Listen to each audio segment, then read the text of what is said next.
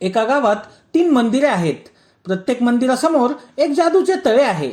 एक माणूस काही फुले घेऊन दर्शनाला जातो. तो पहिल्या मंदिरासमोरील जादूच्या तळ्यात फुले बुडवतो.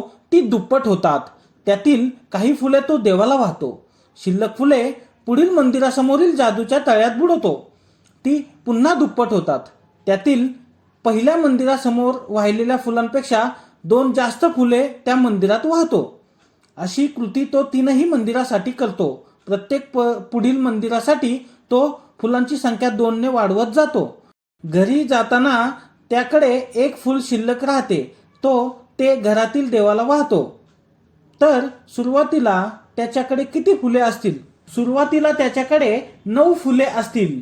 उत्तरामध्ये दाखवल्याप्रमाणे प्रत्येक पुढील मंदिरासाठी फुलांची संख्या 2 ने वाढवत गेल्यानंतर शेवटी त्याच्याकडे एक फूल शिल्लक राहते. तो ते घरातील देवाला वाहतो.